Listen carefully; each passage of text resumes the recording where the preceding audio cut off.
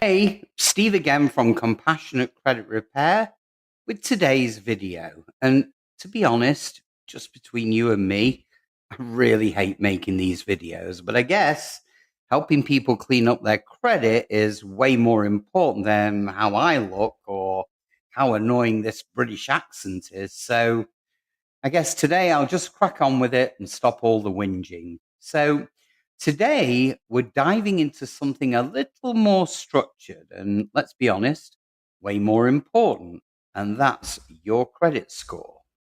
That 3 digit number can either open doors to your dream home or slam them shut like a boardroom meeting that's gone terribly, terribly wrong.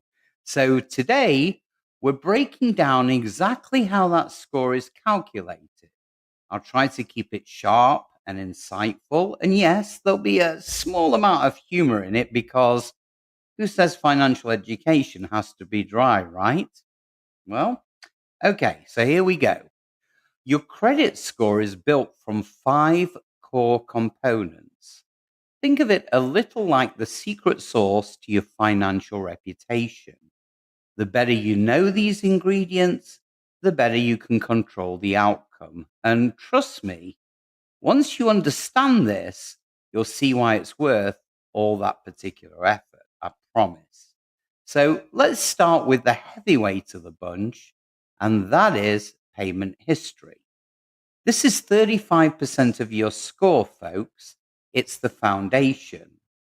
Imagine running a business and forgetting to pay your vendors.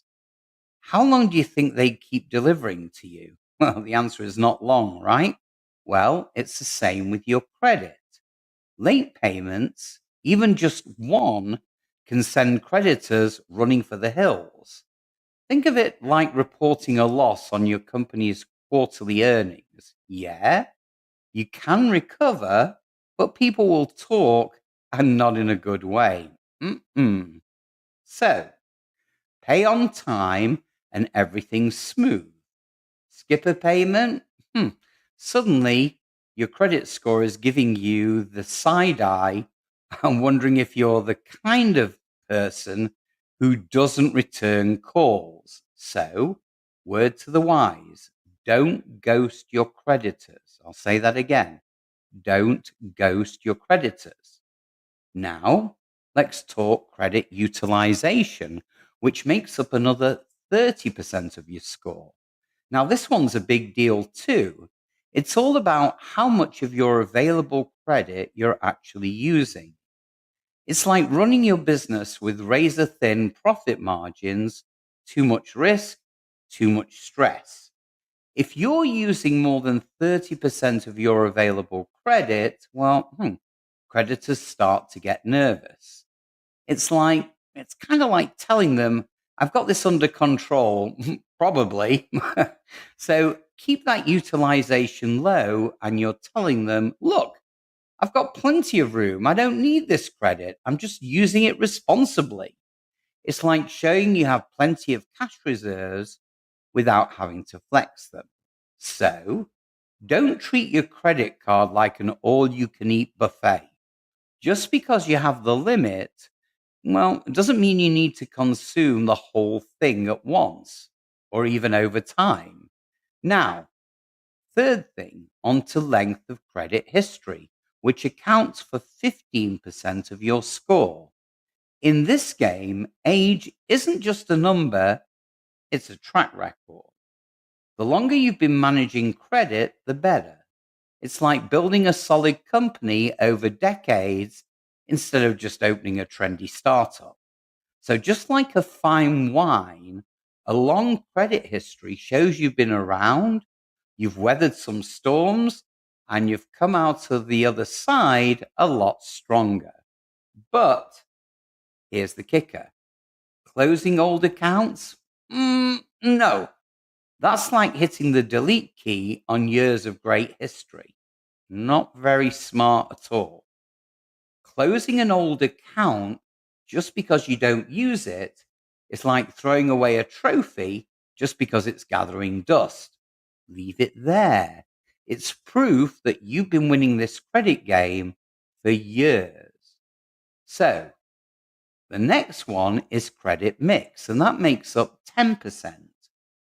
Think of this as your ability to handle multiple financial tools at once: credit cards, mortgages, auto loans.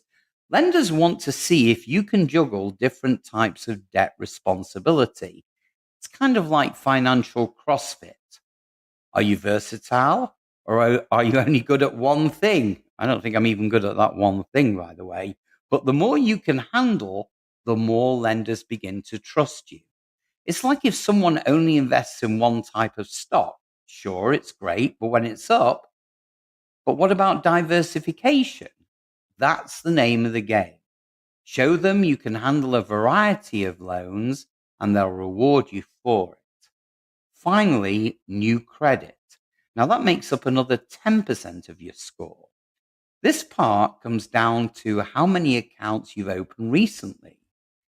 Every time you apply for new credit, it's like waving a flag that says, "Hey, I need more money."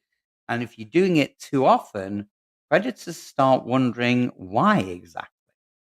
Think of it like dating. If you're asking five people out at the same time, it raises questions. Are they desperate? What's going on here? So spread out your credit inquiries, and lenders will see you as someone who's steady and intentional and not someone who's just scrambling for cash. So let's wrap this up now. Payment history, that's your foundation. Pay on time, and everything else falls into place. Credit utilization, keep it low and under control. Show you don't rely on debt. Length of credit history, let it age and don't touch those old accounts. Credit mix, diversify, just like a good investment portfolio, and new credit. Be smart and space out those applications. So if you're ready to take control of your credit, or you just want someone else to handle the details, that's what we do here at Compassionate Credit Repair. So if you need us, let us help you master this game so you can focus on your financial future. So until next time, keep your credit scores high and your desk organized, not like mine. Have a great day, guys. Take care.